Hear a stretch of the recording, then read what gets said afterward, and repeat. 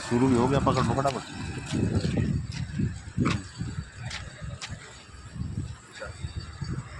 नमस्कार जी। इस समय हम खड़े हैं बद्दी के वार्ड नंबर 6 काठा के वार्ड में, जहां आप देख रहे हैं बद्दी की दुर्दशा, गंदगी का माहौल चारों तरफ।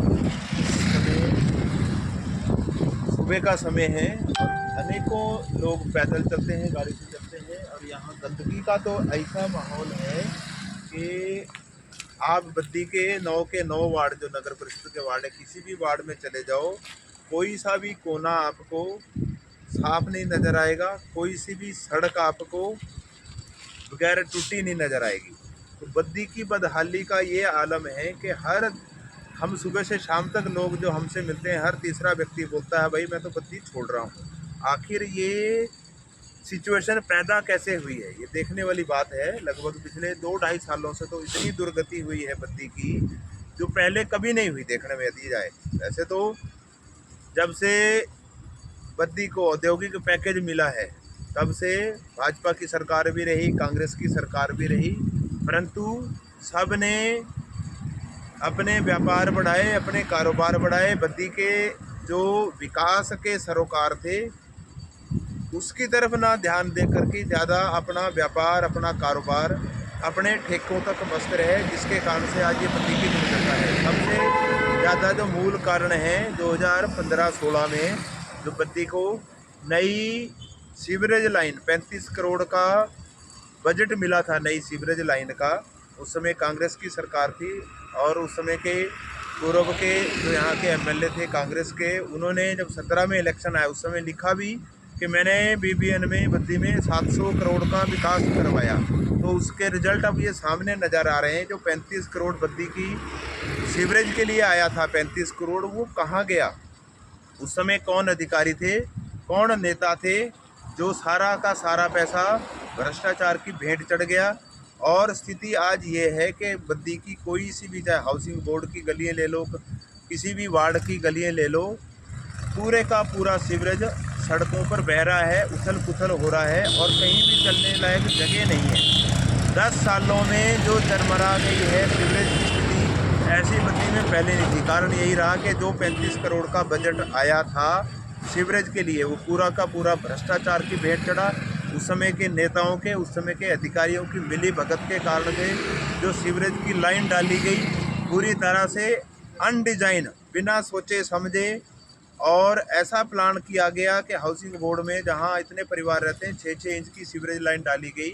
उस समय लोगों ने विरोध किया कि ये लाइन कैसे डाली जा रही है, कैसे चलेगी, परंतु अधिकारी जब होते हैं वो अपनी पावर में होते हैं, नेता होते हैं वो अपनी सत्ता में होते हैं, उनको लगता है हमसे ज़्यादा समझदार आम जनता नहीं है, तो उनको अपनी ऊंची आवाज़ से, उनको अपनी सत्ता की, उनको आधिकारिक आवाज़ से दबा देते हैं, जिसका खामियाजा आज बद्दी की जनता को इस दुर्दशा के रूप में देखने को मिल रहा है।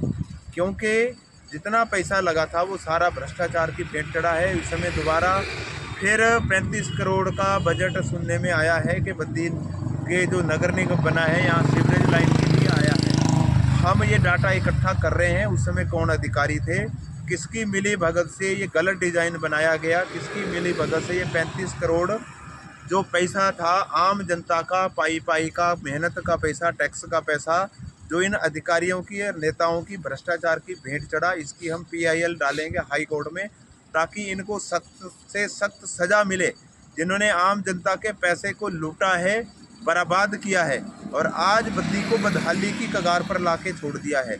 केवल सफाई की व्यवस्था नहीं, सड़क की नहीं, पानी के लिए त्राही त्राही हो रहा है। हाउसिंग बोर्ड में हर तीसरे दिन हमें टैंकर से पानी की उपलब्धता अपने घर के लिए करनी पड़ती है।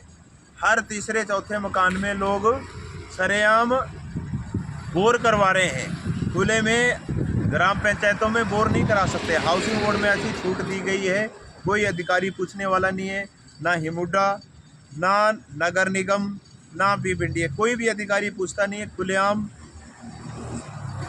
सरेआम बोरवेल भी हो रहे हैं, सरेआम अतिक्रमण भी हो रहा है। अतिक्रमण का तो हाल ही ये है कि जब से नगर निगम बना, जनता को आस जगी थी कि अब बद्दी का कुछ सुधार होगा।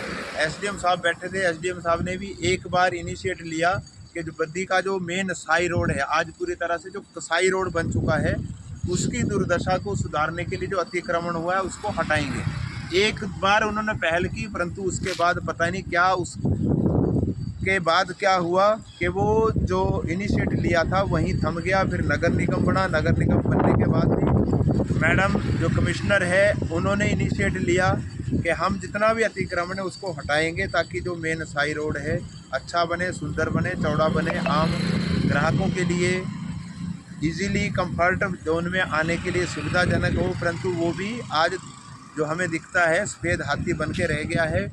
अतिक्रमण का वही हाल है, जो पहले कुछ शेड टूटे थे दोबारा से पड़ने शुरू हो गए हैं। यही नहीं, सरकारी जगह पर सरेआम 3-3 मंजिली बिल्डिंगें खड़ी कर दी गई हैं। बसंती बाग के सामने 3 मंजिली बिल्डिंगें बन गई हैं।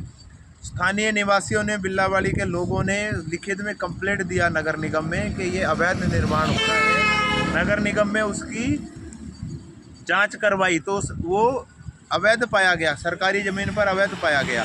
परंतु हुआ क्या कि उसका एक नोटिस दे दिया गया निर्माणकर्ता को कि आप अवैध ये जो निर्माण कर रहे हैं इसको बंद कर दें, निर्माण ना किया जाए। आज वहाँ तीसरी मंजिल पड़ गई है। जब स्थानीय निवासी दोबारा नगर निगम के ऑफिस गए कि जी आपके निर्माण के, आपके नोटिस के बावजूद निर्माण जारी है, तो वहाँ से जवाब आता है उन्हीं को ही कि आप कोई भी गलत कार्रवाई ना करें, वहाँ पर कोई जैसे कि कोई नारेबाजी ना करें या उसको तोड़ने का प्रयास ना करें, नहीं तो आपके ऊपर केस बन सकता है। इसलिए बेचारे थक हार के स्थानीय निवासी भी चुप हो गए। तो ये हाल है यहाँ, अवैध निर्माण ऐसे बेधड़ तरीके से सरेआम हो रहा है। ना किसी को सरकार का डर है, ना अधिकारियों का डर है, और नेताओं के बिना शय के तो ये अतिक्रमण हो ही नहीं सकता। जो बद्दी साई रोड पर अतिक्रमण हुआ है, अधिकतर दुकानें नेताओं की है।